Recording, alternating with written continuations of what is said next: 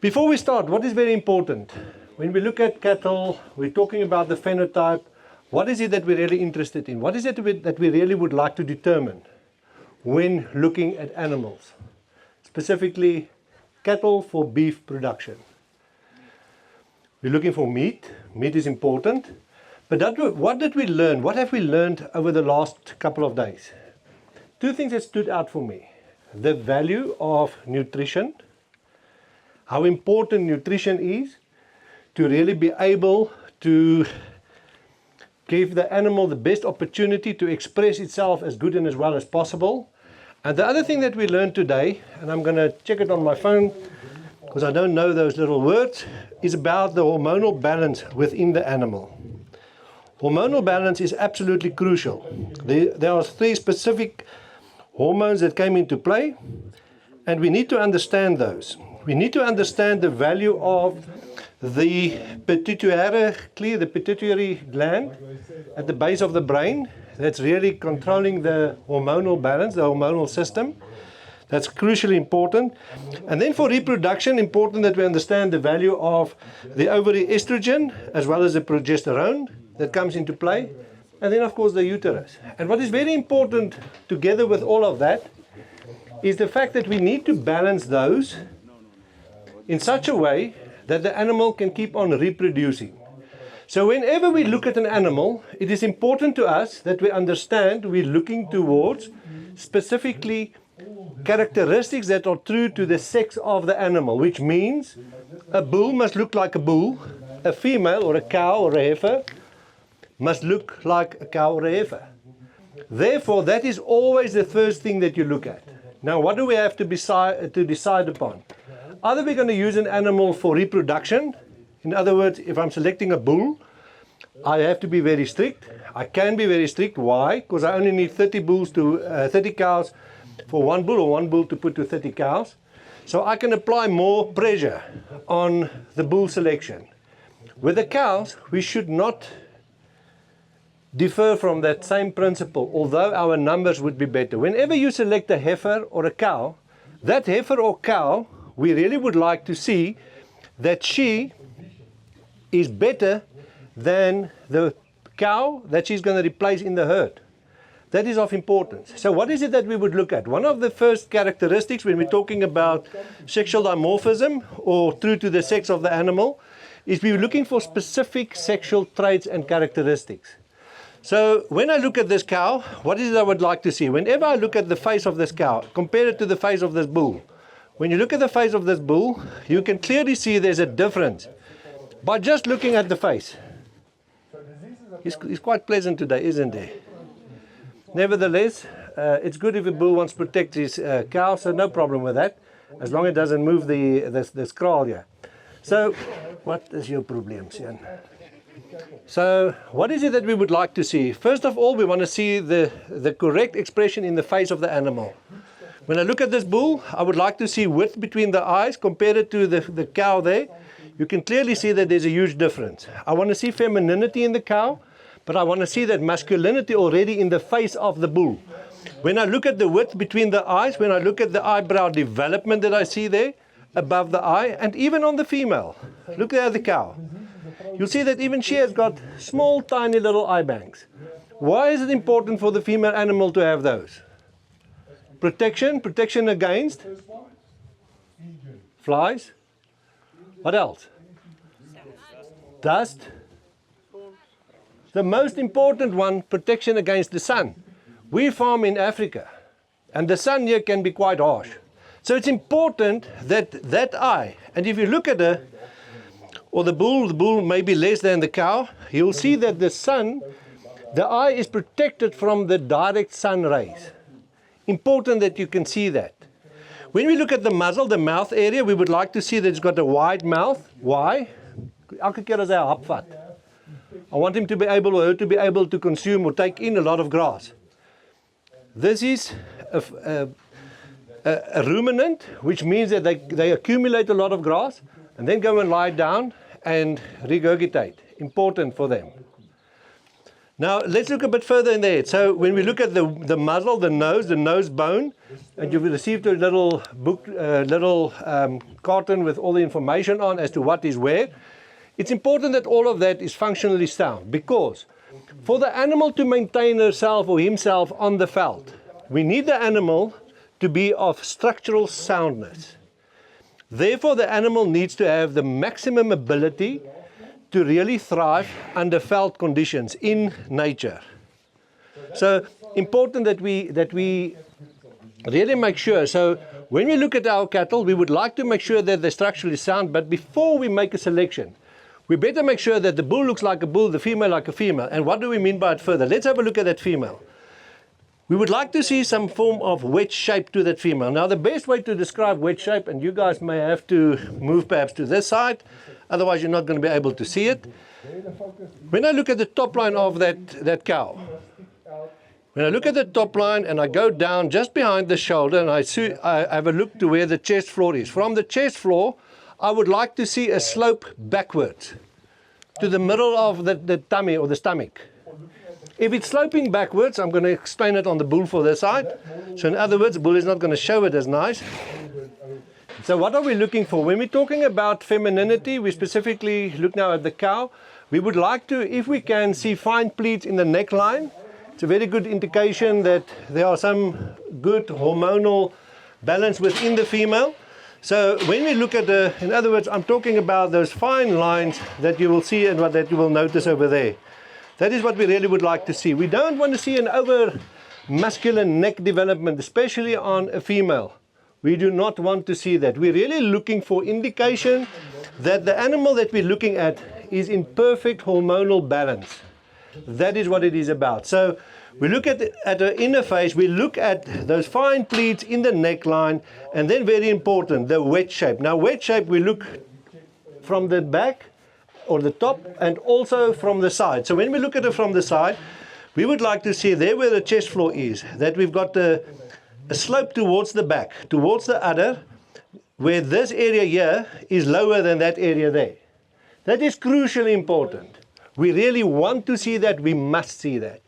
When we look at an animal or a cow in terms of femininity, what do we want to see further? We would like to see decent udder development depending on the stage of reproduction. We would like to see, and we need to be sure, that she will be able to suckle a calf.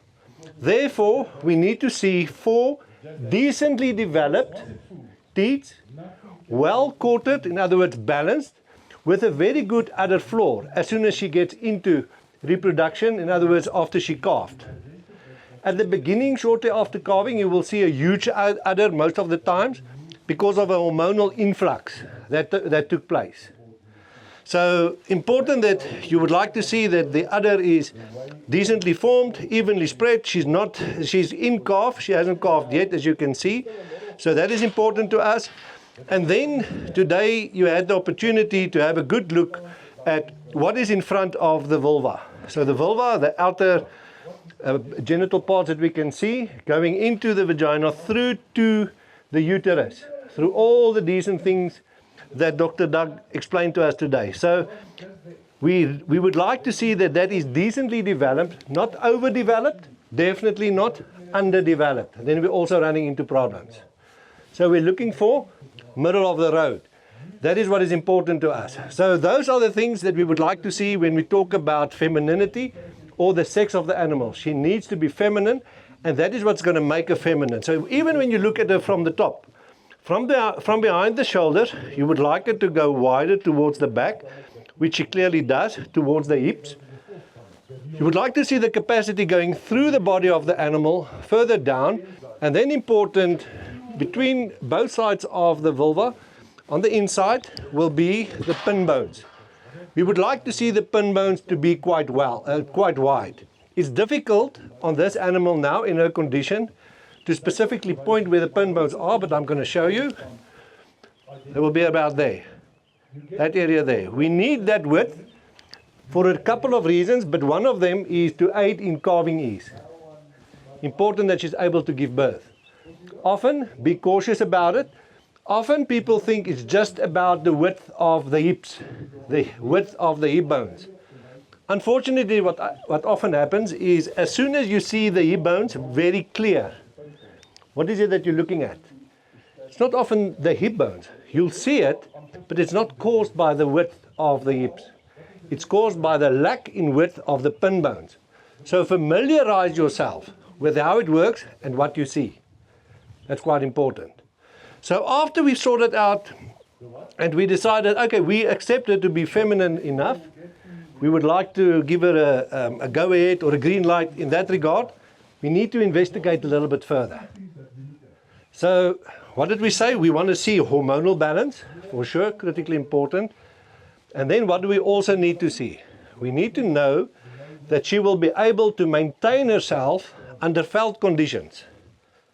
In other words, she needs to walk vast distances. She needs to be able to get to the best grazing, move around, utilize the camp, which may be quite a big camp, and do it in such a way that she can maintain herself. And then we've heard what also needs to happen. She needs to conceive after birth. A heifer needs to conceive at an early age, preferably, well, depending on what your farm will allow, but let's say around 18 to 24 months of age, she needs to conceive. After she gave birth, she needs to reinstate her condition so to enable her to reconceive. And after what happened these last 2 days, I think you all would agree that it's quite special. That needs to happen within that body, but it's important to understand it's not just going to happen by itself. For a successful pregnancy to take place, there are a couple of things required, as was explained today. But one of the things that was not mentioned specifically today is the presence of a very specific hormone by the name of leptin. Leptin is required to ensure a successful implantation into the womb. That 14 days after she conceived, when we consider that she's been mated, she's been covered, within that 14 days, without fat, outer body fat, there will not be a successful pregnancy. And that is something that you need to understand. We've been talked today about what I've called the hongerholte altyd. Today I've heard it's something about parallel, something, osa, mosa. The hongerholte is a very good indication as to where we are in terms of the condition. So what we would like to see is that this animal, and I think you will agree with me that she's in condition, let's say 3.5 definitely. She needs to give birth within a month or so. Will she be able to recover? And what is going to aid her to recover? What got her into this condition that she is in today? Therefore, we look at the tools that you need to move around. When we look at the feet of the animal, it's important that we see sound feet and legs, really able and capable to carry the weight of the animal, to get this animal to where the proper, decent grazing is. Sufficient amount of grazing should be available, but she needs to get there on these 4 legs, on those 8 claws that she's got. 4 feet, 8 claws. Now what is important is we need to understand that all the weight that she carries, gets distributed to those claws at the bottom of those feet. Now what do we want to do? What do we want to see? We would like to see that the weight is distributed evenly over those 8 claws, as even as possible. That is important. Otherwise, the one foot is going to get injured or will be hurting all the time, which will affect her ability to look after herself. So it's important that we assess the claws itself. We would like to see a good angle on the claws, not grown out too long. Now it's important to understand and accept that the claws will keep on growing. They do grow all the time, and they grow between 5 and 7 millimeters per month. Every 30 days, they've added another 5 to 7 millimeters. Now what is happening is that if that animal is not in the veld where she can wear those claws down or off, it's going to have a negative impact on her body. So what will then happen? Often you will see that it places unnecessary strain on the pasterns. The pasterns is the section just above the claw, between the claw and the dew claws, into that wrist over there. So as soon as the claws go out of alignment, it will definitely have a negative impact on the pasterns. Now the pasterns, we would like to see that they are flexible. The whole body of the cow or the bull, doesn't matter, needs to have some form of flex. Now why is that important? You can imagine if I have to walk like this all the time with no flex in my legs, what's going to happen to the rest of my body? What's going to be the impact and the effect of the hips? Therefore, we would like to see nice conformation in our animals, but we need to see some flexibility. But some flexibility is very relative. When we're talking about the pasterns, it's important that these pasterns are not stiff at this stage, but they should not be pop. If they sagging in the pasterns, we're going to have a problem with this cow. So it's important that you understand and that you familiarize your eye as to what is within acceptable margins within the animal that you're working with. Crucially important that you understand, especially in a male animal and the way that that guy is treating and behaving today. I don't think we're going to discuss him at length, but what's important is that we need that flexibility, especially when the bull needs to mate. You would like to see that it's got some flexibility there. So the pasterns play a big role in the animal's ability to adapt to the environment, because that is where we need to get to. We need the animals to adapt to the environment. Then we've got the dew claws. Now the dew claws, what is the function of the dew claws? The dew claws often act, I believe, as an indicator of a number of things. For example, by the time the dew claws appear to be sunken within the lower, well, where it is, sunken in the leg, what does it mean? The animal is overfat. Dew claws that are abnormal also tells us a story. Dew claws that are abnormal, they're starting to deform and does not appear normal, as what is the case now on this female. She's quite normal. Then you should know there's another problem and challenge within those legs. So important that you understand there's consequences for what you see. Dew claws that have to touch the soil or the ground as they move along means to us that there's something wrong, specifically with the pasterns. Have a good look. Animals, dew claws are not supposed to touch the ground. Oom, ek sien jy skud jou kop. Wel, ons stem saam. Dankie. So it's important that we understand what it is, what we look at. Now, then we move a little bit further up on the legs. We would like to see some flexibility and shape within the hind legs. We really would like to see that it's not pillar posted. And there are a number of reasons why we do not want to see the leg to be pillar posted. What are some of the disadvantages of having pillar posted legs? Regop in die hake. What is the problem with that? No flex. Why is that important? It's going to stuff up the hips. It's going to be a problem later on. The opening of the pelvic bone gets negatively affected. As soon as animals are pillar posted, you can have a look at your skeletal system card that you got. If you have to push that knee or stifle joint towards the back, necessarily what is happening is the pelvic opening within the pelvic girdle shrinks. It becomes more shallow, which means that calving becomes a problem. We're putting calving under pressure. So that's just one of the reasons. The other one that Nikolai mentioned, quite important, because then you will find that the animal experiences pain when moving around. And if animal doesn't move comfortably around, what are they going to do? They're definitely not going to feed. So those are some of the things that do happen. That's just in terms of pillar posted. Now often, while she's standing like that, although she may turn just now, we would like to see decently defined hocks. We also would like to pay attention to the width in the hock itself, the width when looking at the cannon bone from the side as well as from the back or from the front. Now we always would like to see oval shaped cannon bones. Why is that important? Oval shaped cannon bones is an indication that the animal's hormonal balance are in sync.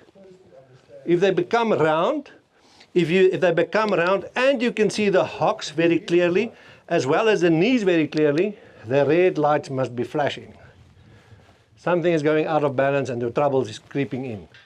So it's important that we interpret what it is, what we see, that we understand what it is, what we look at when we look at structural soundness. Now, when we move to the front legs should always be evaluated and considered in conjunction with the shoulder. The scapula coming down there from the top, you can see there's the shoulder blade coming down to the point. That angle there, we would like to have at 45 degrees. As soon as that angle changes, and the animal becomes slightly more straight in the shoulder, what's going to happen? Immediately, it's going to put extra pressure on the front legs. Extra pressure on the front legs mean extra pressure on the knees. Extra pressure on the knees can be quite painful. It will affect a negative in terms of longevity, and it will unfortunately have a negative effect on her ability to maintain herself. Something as simple as that. Furthermore, it will also have a negative effect on her ability to breathe properly. She will not be able to open her chest floor out, open and out, so that she can breathe properly. She may need to have good lungs to cover long distances. If she's straight in the shoulder, often we find there's a problem opening up in the chest cavity. So therefore, we don't want to see that. If we have the opposite of it, where we look at the spine of the animal and the spine appear to be stiff, we also don't want that. Once again, no flexibility. We would like them to be firm with the subtle softness. In the body, when she moves, it's not like a brick that I'm hopping around the soil. There's got to be some flex within the body. So important that you understand it. Most of South African cattle will have some form of X-knee or knock-knees shape. Most of our cattle are like that. We don't want it to be bow-legged. We also don't want it to be cross-legged or knock-kneed. It's not ideal, not what we are after. Now, to cover that 3 minutes, let's go to our main business. Our business is beef. And when we talk about beef, we would like to see that that skeleton has been packed with proper beef. So we would like to see that our animals are broad-based. Look at how she places her front legs.